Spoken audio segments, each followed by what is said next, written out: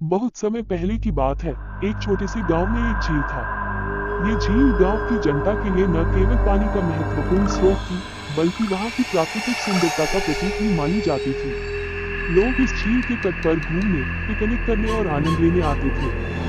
परंतु इस झील के पास एक पुराने जमाने के मंदिर की भी एक कहानी थी। मान्यता के अनुसार झील के नीचे एक प्रेत आत्मा बसने आई थी।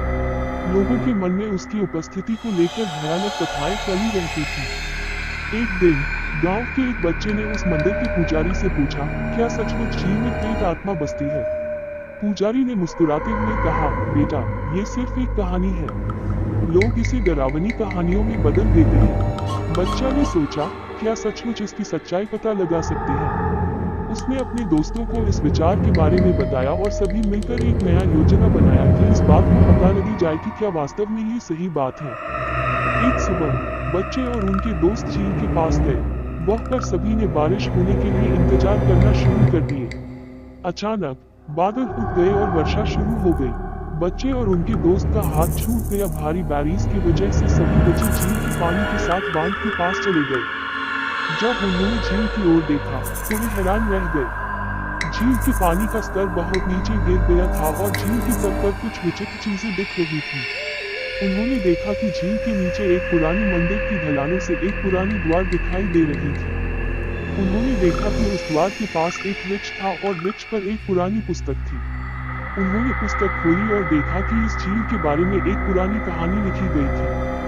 इस कहानी में लिखा था कि कई साल पहले इस झील में एक शानदार महल था, जिसे एक राजकुमार ने बनवाया था। लोग उसे बहुत प्यार करते थे और उसे अपना घर मानते थे। एक दिन झील में हुई भयंकर बाढ़ ने महल को नष्ट कर दिया और राजकुमार को भी ले गई। राजकुमार की मौत के बाद उसकी आत्मा इस झील में बसने आ गई थी। बच्चे और उनके दोस्तों को ये कहानी बहुत प्रभावित करी। वे अब झील के पास बारिश की वजह से निचले स्तर पर आए हुए मंदिर के प्रति विचार को समझने लगे थे। वे सबने मिलकर उस मंदिर के द्वार पर धूप दिया और फूल चढ़ाए और राजकुमार की आत्मा की शांति के लिए प्रार्थना भी की। तभी झील के पानी का स्तर बढ़ने लगा और धीरे धीरे वह विचार लोगों के मन से गायब होने लगा। सभी बच्चे खुशी में थे, क्योंकि उन्होंने साबित कर दिया कि झील में कोई प्रेत आत्मा नहीं थी। बच्चों के इस प्रयोग के गांव के लोग बहुत खुश थे। ये कहानी हमें सिखाती है कि अक्सर हम अंदरूनी भयों और कथित डरावनी कहानियों के कारण वास्तविकता को नहीं समझ पाते हैं।